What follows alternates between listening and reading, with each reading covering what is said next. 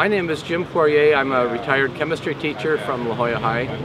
We're at the Cove. We're right at the gate that just got opened, and which means you can walk down and enjoy the cliff, see the nice sights down here. Come on down.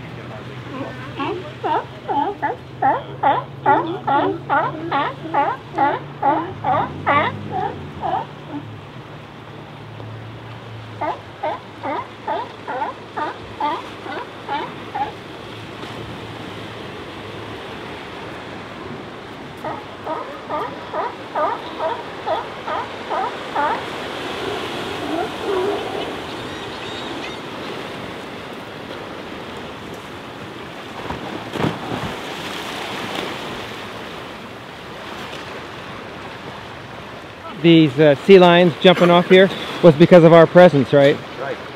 Well, they never used to be here, and only about 10 years ago, when they put this fence up, did they start coming in, and sea lions and bred and got greater and greater in number. I guess they need a quiet area, and there are many quiet areas along the coast. I guess they don't like to be around people. It's okay. It's just a great place to be along here. It's probably one of the best places in the world to swim. Yeah.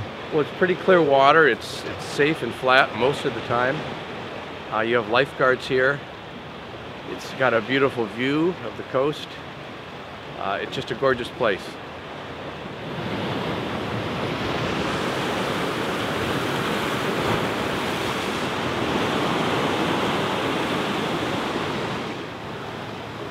So tell me what this smell is all about. Well, it's from seals, sea lions, and birds. I think it's from both of them.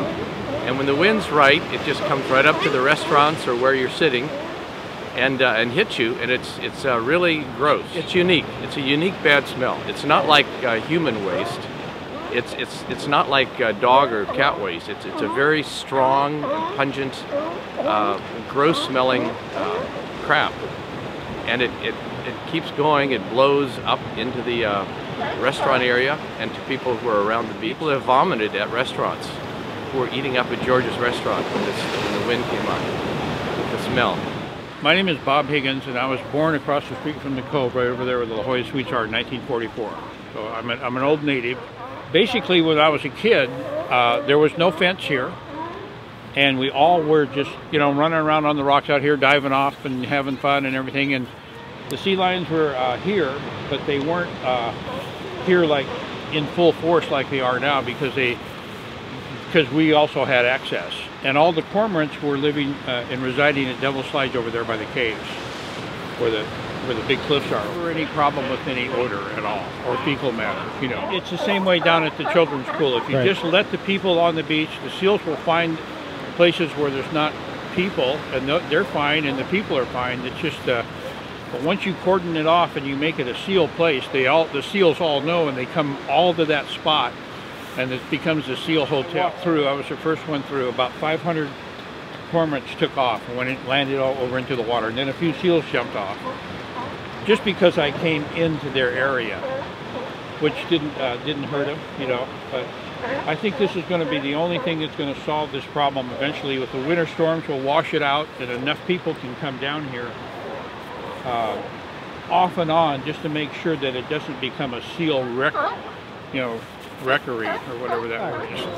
Bob West. I've been swimming here since 1948. The founder of the swim club, Claudia Rose, and I've been on the board of the swim club and just swimming here about 20 years. Tony Pyjar, and I'm just a 10-year swimmer here. Probably 10 to 12 years ago, there were virtually no sea lions other than just a few around the bend.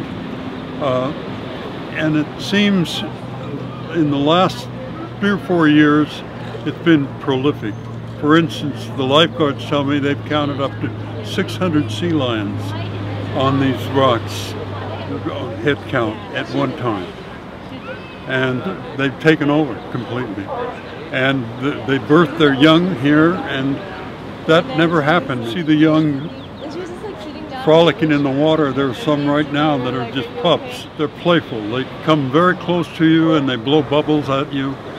And there'll be 4 or 5 of them just coming really fast, and up to 1,000 pound. These are 1,000-pound animals coming within a few feet of you. It's unnerving, but it seems to have not developed into bites or anything like that. No, I had my fin ripped off by one that bit it last week, and I had my hand bit when I had a bandage on it. So swimming with Ralph over near that buoy where all the kayaks are. There's the sea lions, I think they own it. There was a young sea lion that just kept circling us and trying to play. And we try not to look at him because we don't want to play with him. And he must have got mad because he slammed into my legs, he grabbed my fin and he ripped it. I now have a fin with the sea lion bite and the straps ripped. Do you have it with me? Yeah. Let me take a look. That's where he bit it. Wow. That's, yeah. I actually got to the beach before I realized, oh, my fin is like broken. Yeah. And that's from them pulling. And I'm sure he thought this is a fun game. He even seemed really happy when we yelled, like, finally you're going to play with me. But, so I'm not sure that any of the times that they've been aggressive, but the sea lion playing with me is not, you know, I'm not a sea lion, it's going to hurt me. Often early in the morning you'll see maybe 5, 6, 7 sea lions over in the corner, and once in a while on the beach. I think if humans weren't here, they would try and take over this beach, especially at moderate and low tides, just like they did, the seals did at Children's Pool. That would happen here, but there are too many people on the beach, so they choose the rock. Sometimes they're patrolling back and forth, barking at you, and you have to wait for them to go away. Yeah. Yeah. I just swim straight through them. You're fearless. Yeah, well, they haven't bugged me yet, so therefore I'm too stupid to be, you know, fearful, so to speak. I think most of it is either they want you to go in their harem, the big bulls, or they want to play with you.